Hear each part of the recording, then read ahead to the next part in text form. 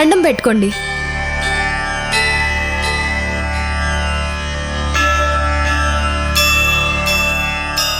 ఇదిగో కొత్త కోడలా, వెలిగించు.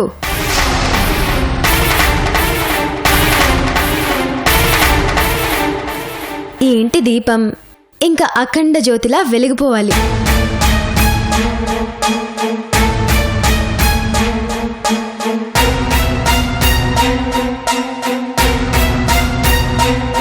వెలిగించు.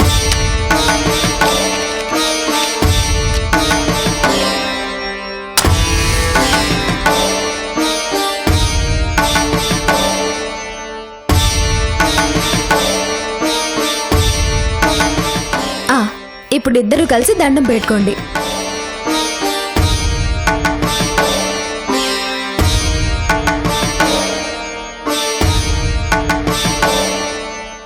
సిద్ధు, తనని తీసుకుని రూమ్కి వెళ్ళి కాసేపు రెస్ట్ తీసుకో.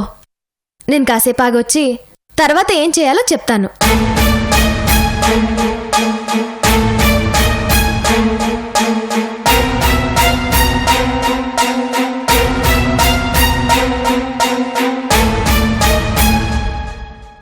ఏంటి నందిని, అసలేం చేస్తున్నావు? వాడు దేన్నో చేసుకొని వస్తే నువ్వు హారతిచ్చి లోనికి తీసుకురావడం ఏంటి? నువ్వే దగ్గరుండి దీపం పెట్టించడం ఏంటి? నాన్నా, నువ్వు అమ్మా ఇక్కడి నుంచి వెళ్ళిపోండి. ఏంటి నందిని, నేనేం అడుగుతున్నాను, నువ్వేం చెప్తున్నావు? నేనేం చెప్తున్నానో అది మాత్రమే చెయ్యండి. అది కాదు నందిని. నాన్నా, నేను చెప్పింది చెయ్యండి. అది కాదు నందిని, ఇలాంటి టైంలో నీ పక్కన నీ వాళ్ళు ఉండాలి కదా. మల్లిక, మనం ఒక మంచి పని చేయబోతుంటే పక్కన బలగం ఎందుకు? ఒక్కరమైనా సరిపోతాం. అయినా నేనేమైనా బాధలో ఉన్నానా బలగా ఉండి ఓదార్చడానికి? నందిని, మల్లిక, చాలింకా. నువ్వు నాకేం చెప్పదు గాని నేను చెప్పిన పని ఒక్కటి చేసి పెట్టు చాలు. ఏం చేయమంటావు చెప్పు. పదా చెప్తాను. నాన్నా బాయ్. అమ్మని తీసుకుని వెళ్ళు. రా.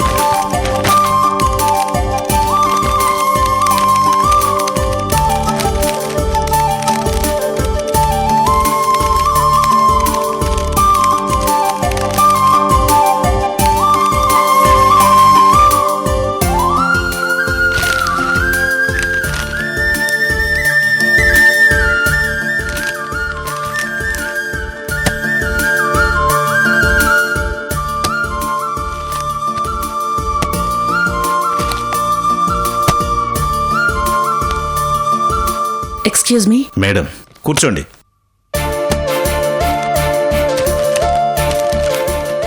ఇదిగోండి మీ అగ్రిమెంట్ పేపర్స్, సైన్ చేయండి.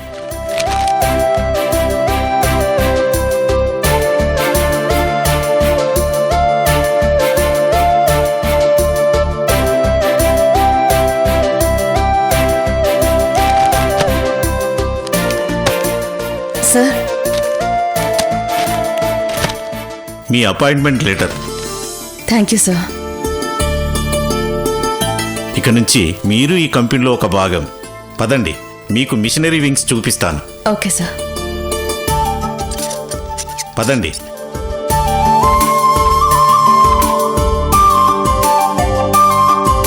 ఇది ఫస్ట్ వింగ్. ఇలాంటివి మొత్తం 8 వింగ్స్ ఉన్నాయి. అన్నీ మీ అండర్లోనే ఉంటాయి. అందరికీ మీరు సూపర్వైజర్గా వస్తున్నారని చెప్పాను. ఓకే, మీరు carry on madam.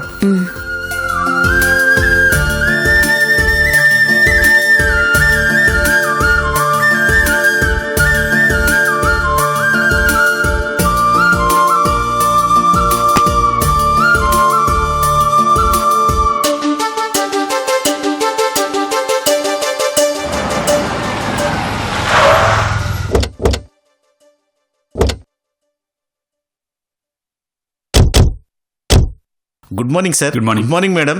Good morning. Manager గారు ప్యూని పిలవండి. ఇప్పుడే బయటికి పని మీద పంపించాను సార్. చెప్పండి, ఏమైనా పని ఉందా? అది కొంచెం కార్లో క్యారియర్ ఉంది, అది లోపల పెట్టించండి. నేను తీసుకెళ్తాను మేడం, మీరు వెళ్ళండి. Okay sir.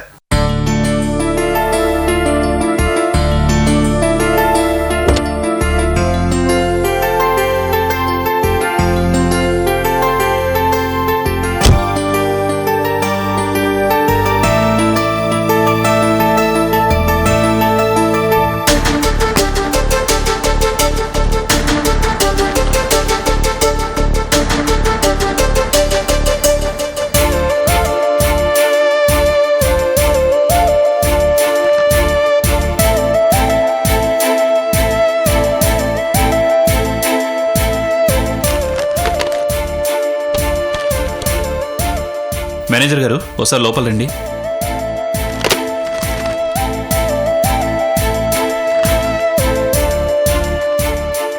Sir.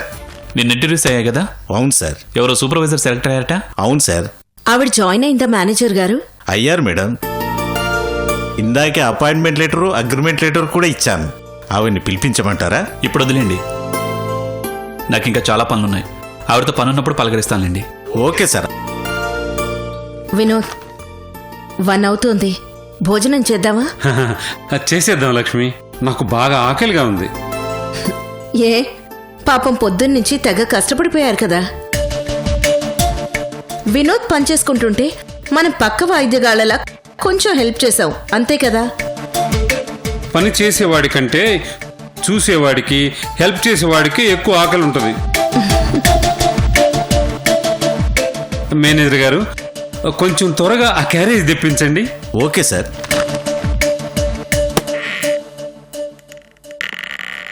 Prakash sir.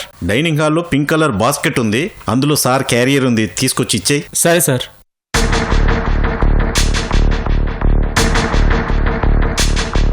ఇదేంటి రెండు ఒకేలా ఉన్నాయి? సార్ తీసుకురమ్మంది ఇదా అదా? ఏదో ఒకట్లే.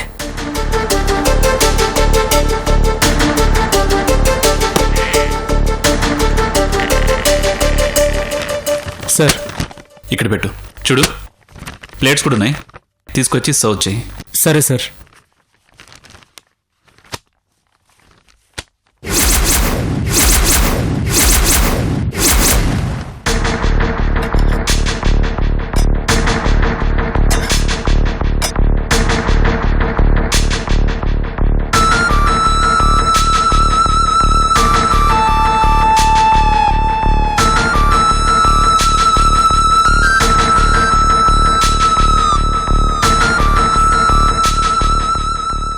మేడం. చెప్పండి. ఏంటి మేడం భోంచేయకుండా ఆలోచిస్తున్నారు? అది కాదు మేనేజర్ గారు, నేను పొద్దున వండిన వంటలు ఇవి కావు. ఇప్పుడు క్యారియర్ ఓపెన్ చేసి చూస్తే ఇవి ఉన్నాయి. వంటలు ఎలా మారిపోయాయా అని ఆలోచిస్తున్నాను.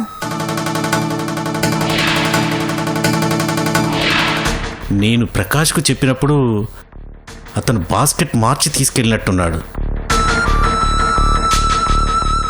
మేడం, మీరు ఏమనుకోనంటే ఒక విషయం చెప్తాను. చెప్పండి. మీరు తెచ్చిన క్యారియరు, మన ఎండీ గారు తెచ్చిన క్యారియరు సేమ్ ఒకేలా ఉన్నాయి. దాంతో బై మిస్టేక్ మన ప్యూన్ మీ క్యారియర్ తీసుకుపోయి వాళ్ళకిచ్చేశాడు. వాళ్ళు తినడం కూడా స్టార్ట్ చేశారు. సో మీరు కూడా పర్వాలేదులేండి, కూర ఏదైనా కడుపు నింపుకోవడానికేగా తినేది. నేను ఇదే తింటానులేండి, మీరేం కంగారు పడకండి. Thank you madam, thank you very much.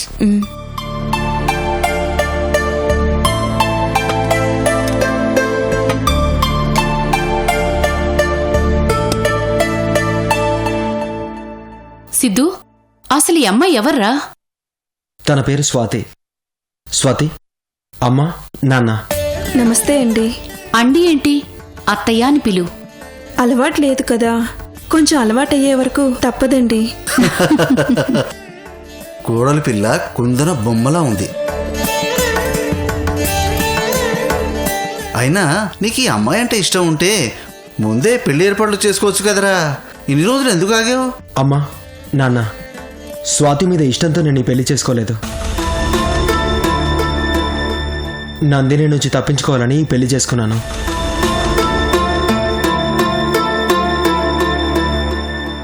Sorry Swathi.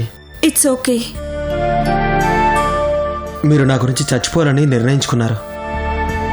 మీరు అంత పెద్ద నిర్ణయం తీసుకున్నాక నేను దీనికి పరిష్కారం ఏంటా అని ఆలోచించాను. ఏం చేసినా నందిని మళ్ళీ నన్ను పెళ్లి చేసుకోవడానికి ఆలోచిస్తుంది. అసలు ఆ పెళ్ళేదో నాకే అయిపోతే నందినికి నా పెళ్లి మీద ఆలోచన తప్పుతుంది, మీ బాధ తగ్గుతుంది. అందుకే వెంటనే ఈ స్వాతిని చూసి పెళ్లి చేసుకున్నాను. ఏదైతే ఏం లేరా, మంచి పనే చేసావు. నేను మంచి పనే చేసుండొచ్చు, కానీ నందిని మంచితనంగా మాత్రం ఉండకూడదు.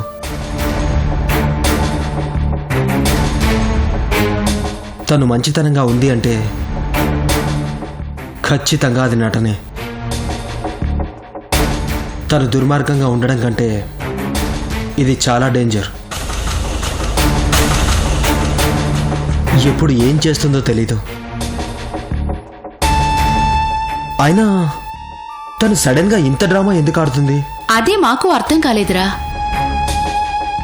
నీ పెళ్లిని అది ఎంత రచ్చ చేస్తుందో అని నేను అనుకుంటే అసలు అది ఎప్పటి నుంచో నీ పెళ్లి కోసమే ఎదురు చూస్తున్న దానిలాగా ఎంత బాగా యాక్ట్ చేస్తోందిరా. అసలు నందిని ఏ పర్పస్తో దీనికి ఒప్పుకుంది, ఏ గొడవ చేయకుండా ఎందుకు కోరుకుందో తెలుసుకోవాలి. ఎందుకంటే దాని నటన వెనుక ఖచ్చితంగా ఏదో పెద్ద ప్లానే ఉంటుంది. సిద్ధు,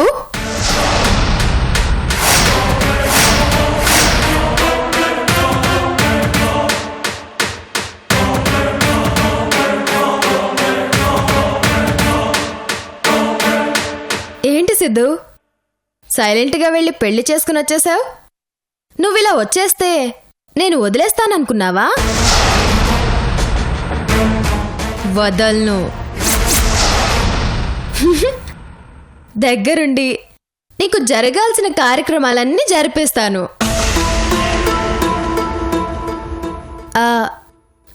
నీ పేరేంటి? స్వాతి. స్వాతి, ఇతనెవరో తెలుసా? చెప్తే షాక్ అవుతావు. ఇతను నా వుడ్బి.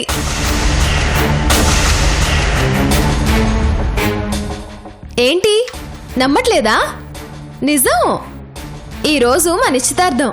నిన్ను పెళ్లి చేసుకున్న టైంకే నాతో నిశ్చితార్థం జరగాలి. కానీ నీ అదృష్టం బాగుండి నాకు కాబోయే మొగుడు నీకు మొగుడయ్యాడు. సరే గాని పెళ్ళంటే అయిపోయింది సరే, మరి పెళ్లి తర్వాత శోభనం అనే చాలా ఇంపార్టెంట్ థింగ్ ఉంది కదా. ఆ తంతు మొత్తం నేనే దగ్గరుండి జరిపిస్తాను. దీనికి ఎవ్వరూ అడ్డు చెప్పొద్దు.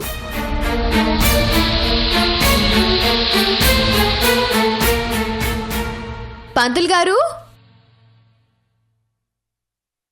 అమ్మా, మిమ్మల్ని ఎందుకు ఉండమన్నానో అర్థమైందా? అర్థమైందమ్మా.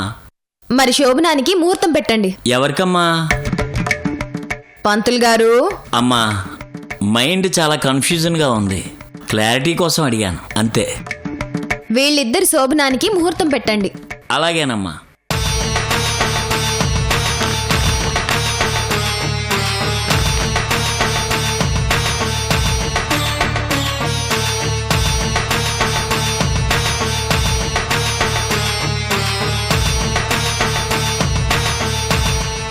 అమ్మా, బాగుందమ్మా.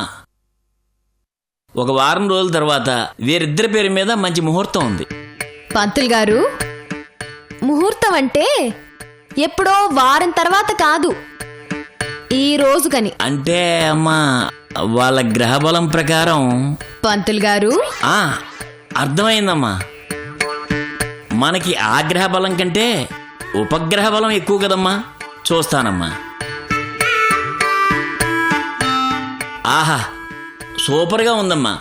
రేపు రాత్రికే 10:45 మంచి ముహూర్తం ఉంది. ఓకే, ఇది చాలా బాగుంది. మీకు ఏది బాగుందో మీకు తెలిసినప్పుడు మీరే డిసైడ్ చేసుకోవచ్చు కదా. మధ్యలో నేనెందుకమ్మా? పంతులు గారు, అదేంటది? ఆటలో అరటిపండు పానకంలో పుడక అంటారే. అర్థమైందమ్మా. సరేనమ్మా, మీరు ఏర్పాట్లన్నీ చేయండి, వీళ్ళని కార్యక్రమానికి పంపించి అప్పుడు నేను వెళ్తానమ్మా. ఇప్పుడు నా దారిలోకి వచ్చారు. స్వాతి, ప్రిపేర్ అవ్వు. ఈరోజు రాత్రికి నాకు కాబోయే మిస్ అయిన నీ మొగుడుతో నీకు శోభనం. ఉం?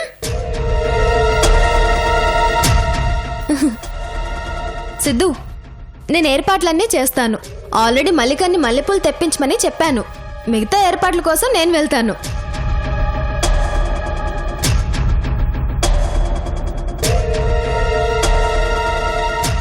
సిద్ధు, ఇది ఏం చేస్తుందో ఎందుకు చేస్తుందో నాకేమీ అర్థం కావటం లేదురా. చూద్దామమ్మా, ఏం చేస్తుందో చూద్దాం.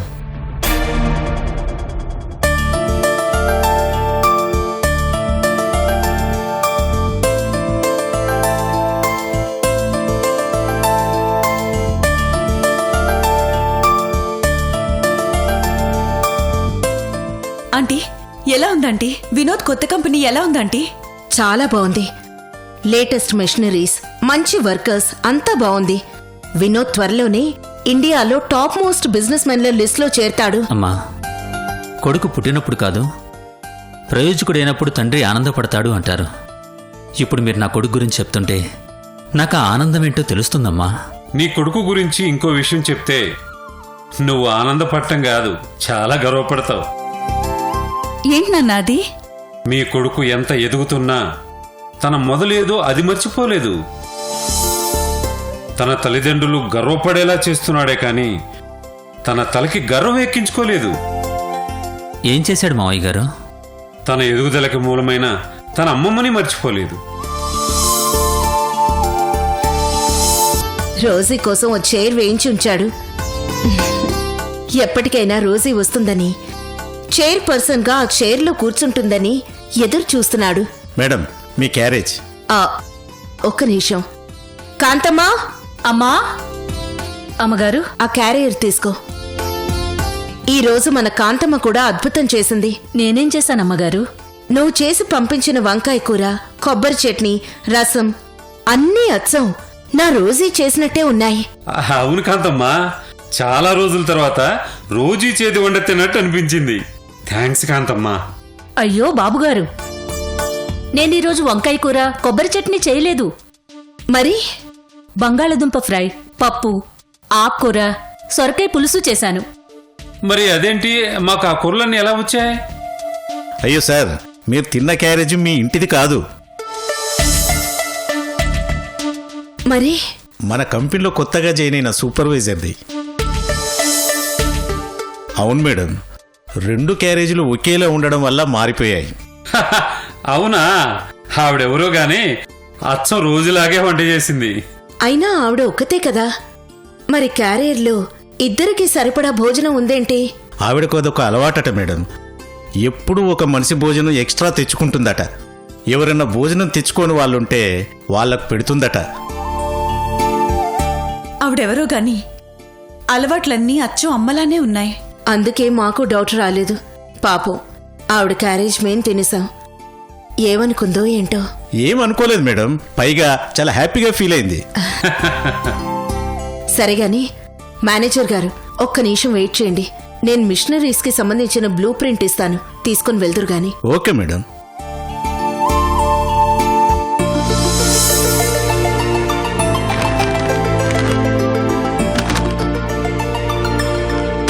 ఓకే జెంట్మెన్, మీరు చెప్పినట్టు ప్రోడక్ట్ డెలివరీ రేపే అయ్యేలా చూస్తాను. మీరు చూస్తారు కదా, మా మెషినరీ చాలా latest equipment. So will do according to your wish. Okay Vinod గారు, మేము బయలుదేరుతాం. బాయ్. బాయ్. బాయ్ అండి.